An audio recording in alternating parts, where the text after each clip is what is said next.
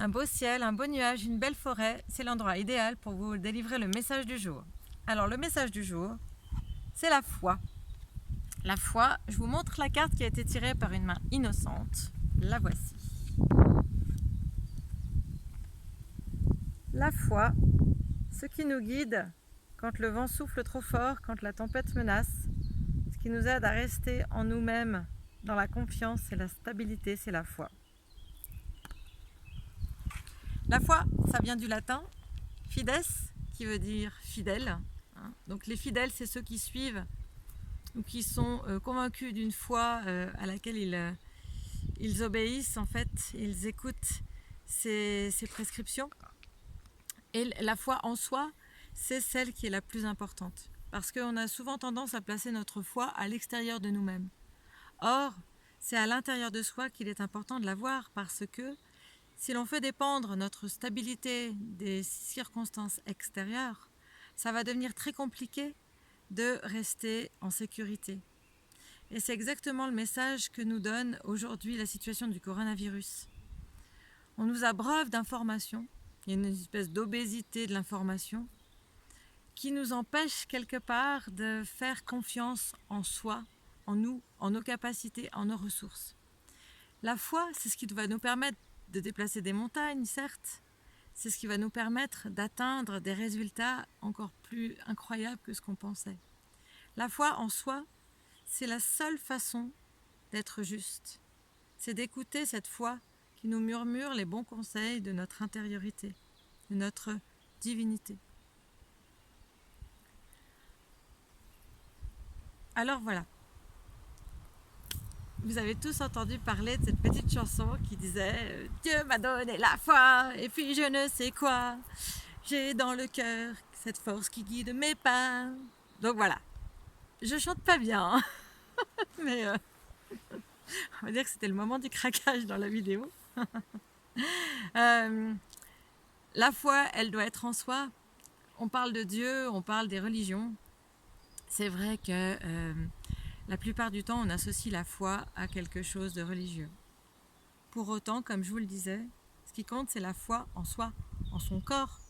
Votre corps, c'est la seule chose qui ne va jamais vous mentir. Quand vous sentez que quelque chose autour de vous ne se passe pas très bien, en général, votre corps, il vous avertit. Quand vous sentez qu'il y a quelque chose qui est bon pour vous, votre corps va aussi l'avertir. C'est dans cette foi-là qu'il faut investir. J'ai coutume de dire souvent que la foi précède le miracle, ce qui fait parfois rire mes collègues ou mes amis. Pourtant, c'est juste. Si on croit en quelque chose, si on a vraiment une croyance profonde dans quelque chose, alors cette croyance, vu qu'elle vient de notre esprit, de notre pensée, elle va se matérialiser. Et je crois que c'est pour ça justement que dans la Bible, il y a plusieurs citations très intéressantes, dont celle-ci. La foi est la garantie des biens que l'on espère et la preuve des réalités que l'on ne voit pas. Parce que, évidemment, c'est comme la graine qui est dans le sol. Elle est sous la terre pendant l'hiver, on ne la voit pas. Et pourtant, elle va germer.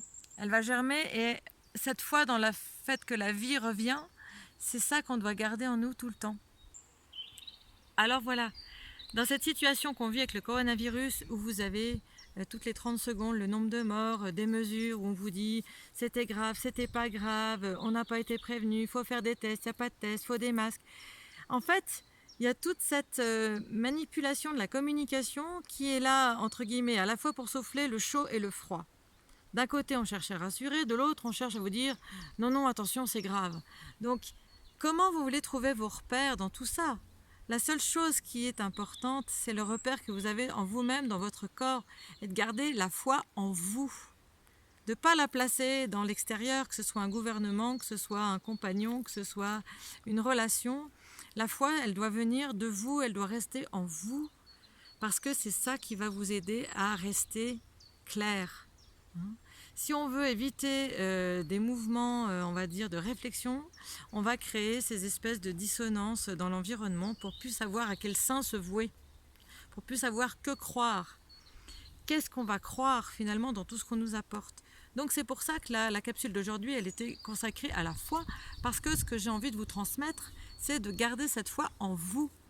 Et dans les moments de doute, parce qu'on a tous des moments de doute, vous raccrochez à quelque chose de simple, votre respiration et votre corps. Parce que comme je vous le disais, lui, il va jamais vous mentir, votre corps.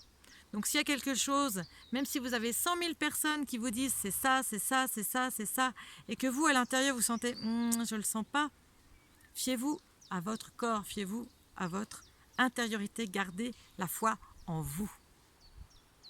Rabelais disait « Science sans conscience n'est que ruine de l'âme ». C'est exactement ce qu'on est en train de vivre aujourd'hui.